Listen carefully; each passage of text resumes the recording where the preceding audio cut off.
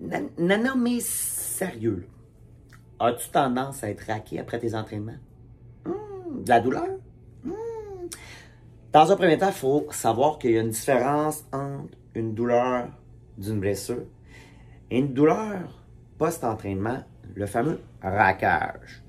C'est tout à fait normal d'être raqué. Est-ce que ça doit faire mal quand on s'entraîne? Pas nécessaire pour avoir des bienfaits. Ça se peut par contre que tu aies des douleurs après pour ta remise. Donc, est-ce qu'il y a moyen de prévenir ça? En grande partie, oui.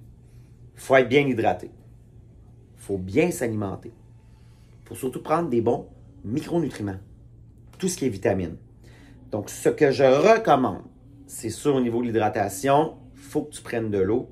Tu sais la quantité que tu as à prendre. Normalement, tu aurais au moins un 500 ml à 800 ml d'eau à prendre 1 heure et demie avant ton cours.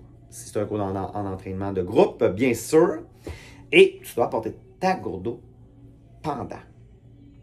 Donc, ce que tu peux faire, une demi-heure avant ton entraînement, c'est d'optimiser ta prise d'acides aminés qui sont nécessaires pour ta performance pendant le cours. Ça va t'aider à mieux répondre musculairement pendant. Donc, ta performance va t'améliorer.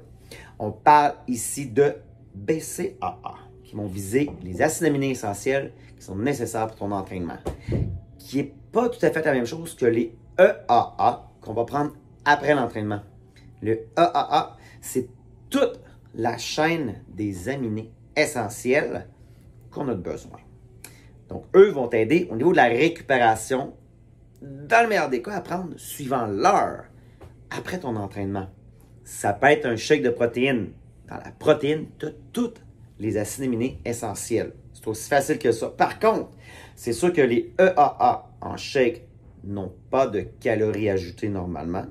Ta protéine, oui. Ta protéine va avoir un sentiment de satiété. C'est comme si tu prenais du poulet. Exemple. Mais les EAA en breuvage ne comblera pas la faim. Donc, si tu vas manger dans l'heure qui suit, normalement, ton repas va avoir de la protéine, tu vas avoir tous tes acides aminés essentiels. Ça pourrait suffire. Si tu veux upgrader, les EAA vont venir t'aider énormément. Et là, tu ne prendras pas de shake protéiné à ce moment-là. Pour t'aider ensuite, est-ce qu'on s'étire? Non! On ne s'étire pas ni avant ni après un cours de groupe ou un entraînement musculaire parce qu'on déchire trop l'effet musculaire dans le sens où ça se peut qu'on aille trop loin dans les étirements. Et là, il y a un risque de blessure accrue. Il y en a quand même plusieurs qui vont consulter pour une blessure qui a été effectuée dans l'étirement plutôt que dans l'entraînement. Ce qu'on conseille à ce moment-là, c'est le rouleau de massage pour aider à venir étirer l'effet musculaire de façon sécuritaire. On ne comprend pas encore vraiment pourquoi, mais on était capable de prouver la corrélation entre rouleau de massage et bienfaits post-entraînement sans augmenter les risques de blessure. Pour représenter le rouleau de massage, on a aussi maintenant, vive la technologie, les guns à massage. Ça, c'est une belle invention. Donc, on peut aussi recommander ça. Ben voilà. C'est les acides aminés. Ça va t'aider. Après ça, c'est sûr que, est-ce que tu prends ton magnésium? Est-ce que tu prends ton oméga 3? Ça fait partie des micronutriments qui vont t'aider énormément. Donc, prends tes magnésium, oméga 3.